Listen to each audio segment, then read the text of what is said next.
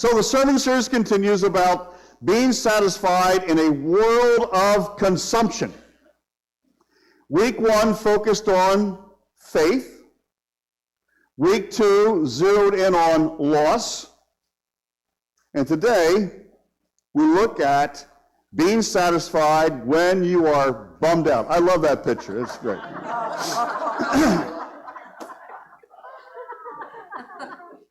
Kind of cool, isn't it? So Gary Larson, you remember Gary Larson, the cartoonist? He had the Far Side. He had very brilliant, witty kind of thing. He could take something very simple and offer I guess, a fabulously funny angle to it. So in this cartoon, Larson captures a bummed out feeling. If you can see it, 2 deer are standing next to each other. One has a birthmark of a bullseye on his belly, and the other deer mutters, "Bummer of a birthmark, Hal," kind of thing. Now, we've all felt bummed out, haven't we? Good days, bad days, down, depressed. We're off our game, a little out of sorts, out of balance, choose the phrase. We all have those bummed out moments that take place in life.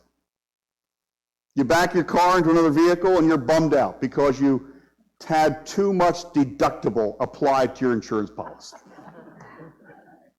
Liquid sunshine hits the lanai, and instead of the real thing, you're bummed out because the sunshine's no longer there. It's raining on the television set you have in there. The wind is blowing in. It's just a bad, bad day. You make a 3-foot putt right towards the flag that happens to be 3 foot 2 inches away, and you're bummed out. See if that ever happened to you. Yes.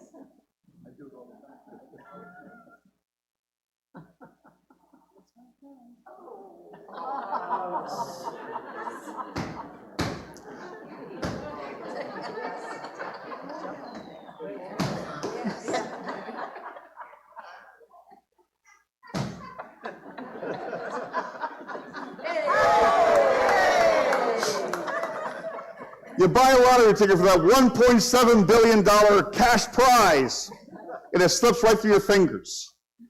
It's like the pastor who found a lottery ticket in the church parking lot. The good reverend announces from the pulpit, "I found last night's winning lottery ticket fluttering the breeze in the church parking lot. I'd like to meet with the person who bought it and then talk about your pledge for next year." We all get bummed out one time or another. Well, on more serious notes, the news from the doctor typically bums us out. We get older. Our memory's not as sharp as it once was. We face illnesses of a challenging nature. And we do wonder, how will it all end? How will it end? The preacher in Ecclesiastes 7 captures the back and forth movement of moments in the seasons of life. As we grow older, they go back and forth like a metronome, back and forth like a grandfather clock. There's death and birth, mourning and feasting, sadness and gladness, sorrow and laughter, wisdom and foolishness, and there are endings and beginnings. Chapter 7 is sprinkled with scriptural gems from other biblical passages. He writes, "A good name is better than precious ointment." The writer of Proverbs said, "A good name is to be chosen rather than great riches." The preacher writes, "Do not be quick to anger." And St. Paul wrote, "Be angry and do not sin." In those moments of life when life just throws us a curveball, we wonder how this feeling of being out of sorts, bummed out, if you will end. The preacher writes, and this is the phrase, "Better is the end of a thing than its beginning." And many of us ask about our lives, how will this end? And I've seen people's lives end that I don't want my life to end that way. I don't. Many of us have probably uttered at one time or another, "Thank God it's over." There are some things we can't wait to end. Sermons. Horrible hymns selected by the pastor. The long drive from North to Southwest Florida. Whoa, I got an amen on that one, didn't I? Chemo treatments. Dinner dates that don't go well. Long drives from point A to point double B. Meetings where conversations go in circles. Special projects that consume a lot of time. HOA meetings. Now that's a living hell right there, if you ask me. And did I say sermons? Did I say sermons? Better is the end of a thing than its beginning. Now, last year, I think I referenced the movie The Truman Show with Jim Carrey. Remember that? Yeah. Okay. And in fact, we watched it one of our Lely afternoon at the movies thing during the summer. Jim Carrey stars as Truman. And unbeknownst to Truman, from birth, his life has been televised around the world.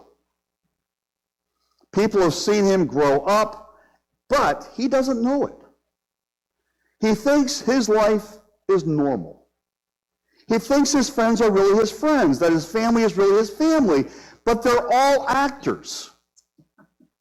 They all belong to the Screen Actors Guild. And like all good shows, there's product placement that takes place throughout the movie. And throughout the broadcast, people try to break onto the set to save Truman from being commercialized, from being used, from being this object that makes people money. And people begin wearing the pin throughout the movie, how will it end? Better is the end of a thing than its beginning, proclaims the preacher. How many of you watch the same movies over and over again? Well, do you watch movies? I'm not sure you even watch movies. But how many of you watch them over and over again? Yeah, I do. Jane will walk into the film room and say, "You're watching that again?" Yeah, I love how it ends. And that's why we watch them. We love how they end. They give us a sense of joy, a sense of satisfaction, a sense that the wrong will be punished, the right will be elevated, that people will succeed, the underdog will win. We love the stories that end with the saying, "And they lived happily ever after." None of us watch a movie where it says, "And they were miserable until the day they died." Think of the top movie endings. How many of you saw long ago, One Flew Over the Cuckoo's Nest? A great movie. Jack Nicholson in his prime. He plays R.P. McMurphy. At the end of the movie, he has a lobotomy, and he's escorted back to his bed where he lays down, and he dies. But the giant Indian chief, he, in this final scene, escapes the ward, and he finds freedom.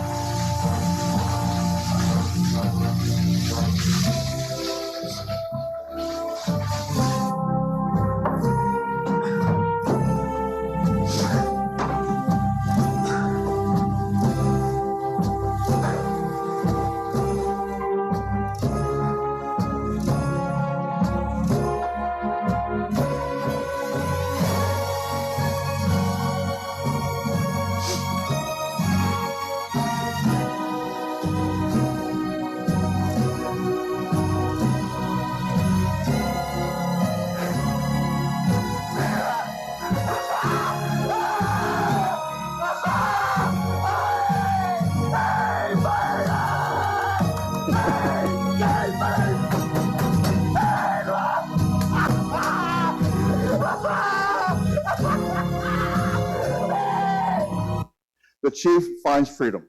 We love that ending. You know, he takes it, gets that. Gone with the Wind. You have seen Gone with the Wind. Epic love story during the Civil War. It ends in grand fashion.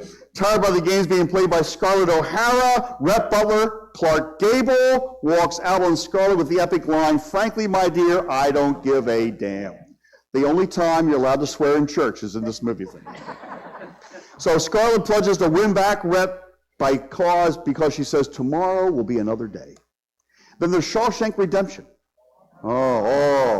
It never stops on AMC. It's like Shawshank Redemption Decade. It's playing like that. In Dufresne, Tim Robbins successfully escapes from Shawshank.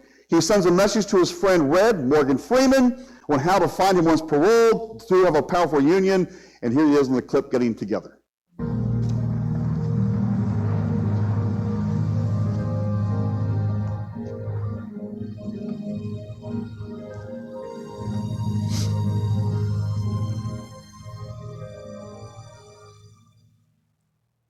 It's hope, it's promise, it's freedom. We love the endings to those kind of movies. And then finally, Citizen Kane, the classic of classics. The life of Charles Foster Kane. Orson Welles utters a final word before he dies. What does he say before he dies? Rosebud. Rosebud. Well, you have watched the movies, you have done it. But as his objects are thrown into the incinerator, he does say Rosebud, and here's the clip.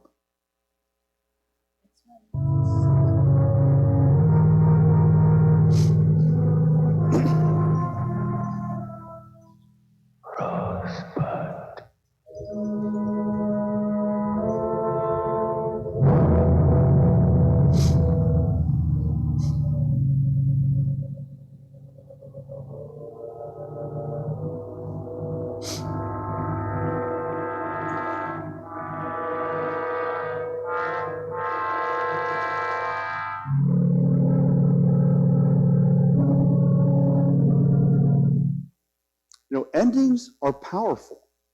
They capture a snapshot of life. They set the tone for the next chapter. And all these feelings and endings, they conclude with freedom, they conclude with hope, they conclude with this retrospective look at your life. They're tied together in ways that show the portrait of finishing well in life. Finishing well was a motto and theme of General Officer Charm School.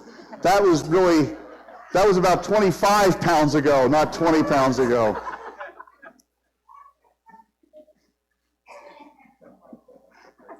You know, it's bad when people say, now who is that? I think I saw him, I'm not sure. Like that. So after being appointed as a general officer in the U.S. Army, all the newly appointed general officers went to Charm School for about 5 days at the Sheraton in Vienna, Virginia. So you're still laughing at this thing, aren't you? You're still... Well, the opening session focused on behavior and perspective. So a senior 4-star general addressed the crowd as we all gathered there, newly minted general officers. And he said, now that you're all general officers in the U.S. Army, chances are you will experience the following. Number one, people will think you are smarter than you really are. People will compliment you and hang on every single word you say. And then he said, the young women will think you're the most handsome man that ever walked the earth. He was right about that one. And then he concluded by saying, that's so bad, isn't it? So bad. And then he concluded by saying, don't believe anything they tell you. You're not that smart, you're not that complimentary, and you're not that attractive. Bottom line was, finish well. Have a good ending to your career. Be who you are, know who you are, and keep life in perspective, keep it real. We all have a daily task of keeping life real, and the older we get, it becomes even more real, doesn't it? No BS. We know what life is about. People have asked me and other clergy, what do you enjoy most, funerals or weddings? Oh. Weddings pay more, so that's not like that. No. But for me, enjoy is not the right word. I find a greater sense of reality with life when officiating at a funeral. People know why they're there. They're not whispering, well, I hope it takes. Hope they make it. I got doubts about this relationship. No one's saying that at a funeral. But the fate of all humanity is laid bare for all to see and ponder, because that's the destiny for every single one of us. And it hits us smack in the face. Weddings, well, I think they're probably more meaningful when seasoned people tie the knot for a second time. Sometimes, often, with younger people, weddings are more about appearances than they are about the depth and reality of the commitment being made.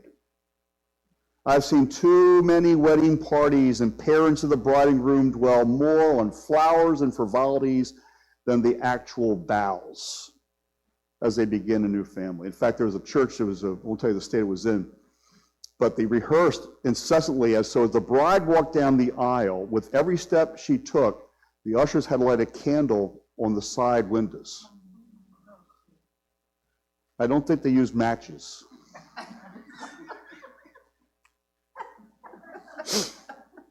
As the preacher wrote, the heart of the wise is the house of mourning, but the heart of fools is in the house of myrrh. His words capture the movement of life, a time to laugh and a time to mourn. We will always have those moments of being bummed out. It happens. And as the preacher writes, in the days of prosperity, be joyful. In the day of adversity, consider God has made the one as well as the other. Jesus put it another way. He said, the rain falls on the just as well as the unjust. But it's the ending. It's how we end and who we are when it ends. We love stories. We love how they end. We love Christmas because we know how Christmas Eve ends. We love Easter because we know how it ends. We have our moments when we're bummed out, but we know how the story ends. And because what God has done through Jesus Christ, better is the end of our lives than its beginning. So I got 3 questions. When have you felt bummed out and why? Did you allow that moment to define you, or was it just like a part of the step in your journey through life? And how do you want to end your work well? So I found this, I thought it'd be kind of humorous to throw this in at the end. It's from Warner Brothers. Boom.